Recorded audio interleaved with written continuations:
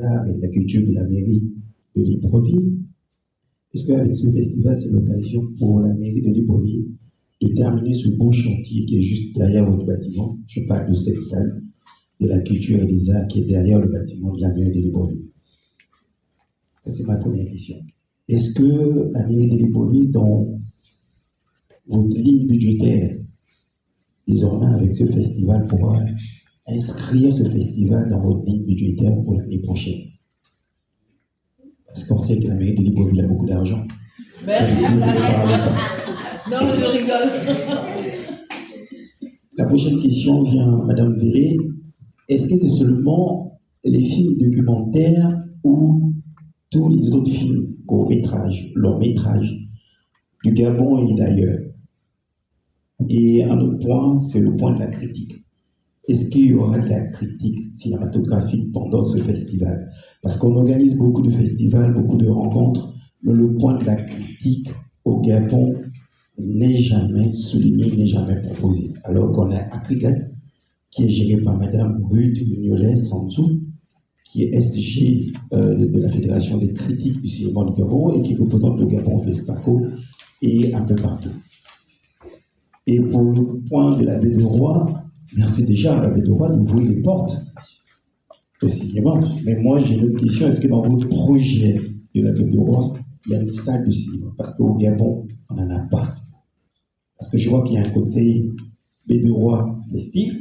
Est-ce qu'il y a un projet d'une salle de cinéma à la Baie de Roi? Parce qu'on sait qu'au Gabon, toute la saison, il y a beaucoup de pluie. Merci. Qui devrait abriter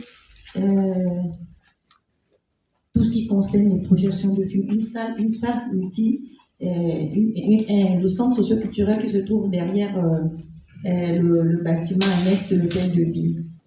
Je peux vous dire ce jour que c'est un dossier qui tient à cœur l'autorité actuelle, le délégué spécial chargé de la gestion de la commune de Libreville. C'est un bâtiment qui a 80%, si je ne me trompe, d'être fini. Et vous savez comme moi qu'il y a eu beaucoup de personnes, beaucoup de maires qui sont passés on a eu beaucoup de maires après Madame Osuka qui sont passés. Il y a eu, c'était un mandat qui n'était pas facile parce qu'il y a eu plusieurs maires qui ont intervenu.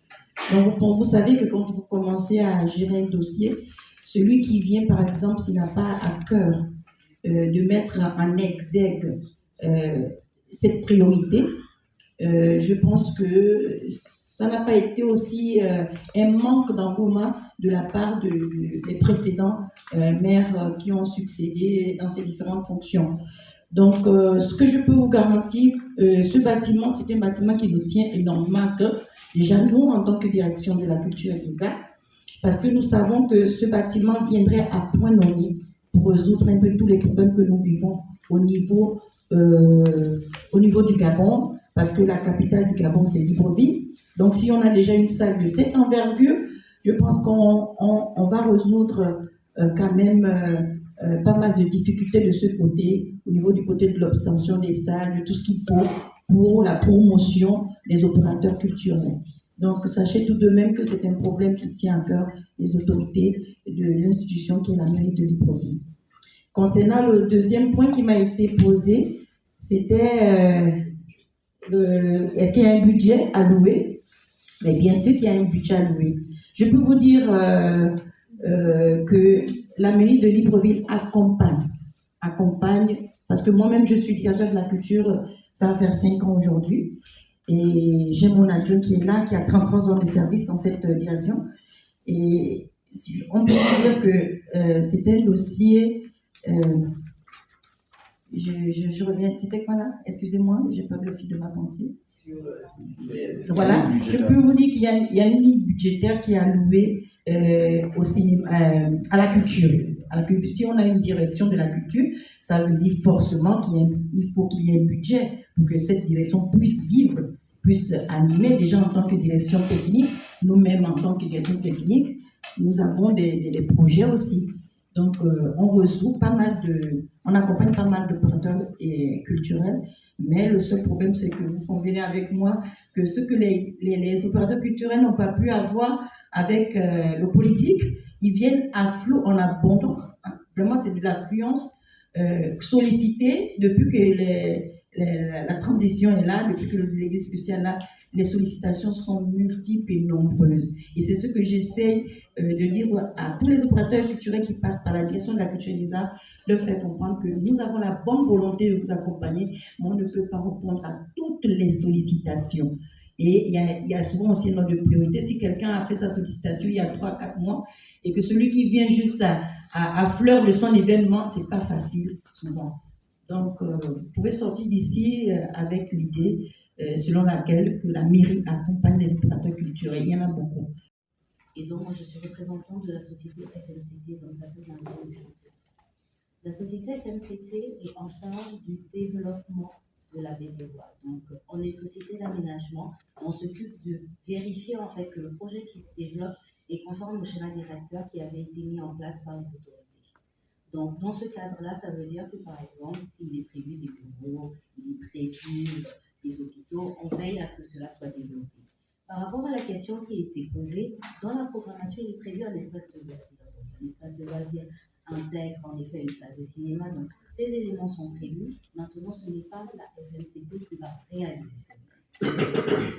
Mais en effet, ça fait partie des éléments qui ont bien été identifiés dans le cadre d'un nouveau quartier. Merci. Faire venir, mais nous n'avons pas eu d'accompagnement. Nous avons prévu de faire venir M. Martial Ngueya, qui était un grand critique africain basé au Cameroun. Il devait venir animer un atelier sur la critique, mais on n'a pas eu de financement pour sa prise en charge. On s'était adressé à une institution sous-régionale, mais ça n'a pas marché. On espère l'année prochaine qu'on pourra le faire venir. On est conscient que s'il n'y a pas de critique, les cinéastes n'évoluent pas dans les œuvres. Parce que quand on travaille, c'est bien d'avoir un retour des professionnels. Donc c'est prévu. Mais aussi à notre première édition, on essaie de faire certaines activités et celles qu'on n'a pas pu faire cette année, on espère le faire l'année prochaine. Parce que vous êtes arrivé un peu en retard, mais il y aura plus de films de fiction que de documentaires. Cette année, on aura 2 documentaires, toute la programmation, c'est des films de fiction.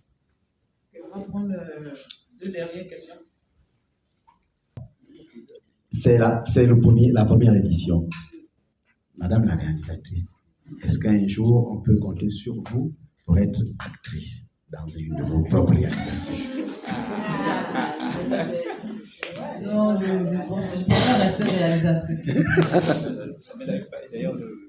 Je pense que je n'ai pas beaucoup de talent. Merci.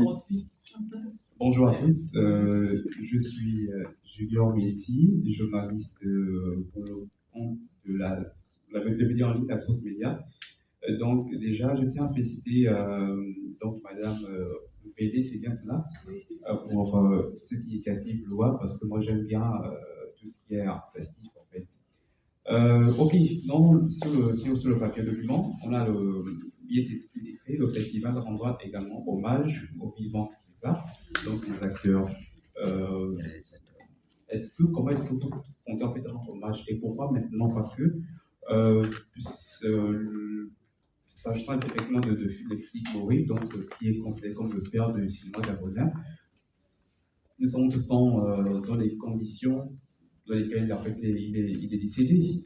Pourquoi maintenant? Sinon, pour ceux qui sont encore en vie, comment est-ce que vous comptez en fait rendre hommage? Parce qu'on se demande également que le prince de Carpestan, autrement dit, en politique, dans le père du Chalut, effectivement, était malade récemment.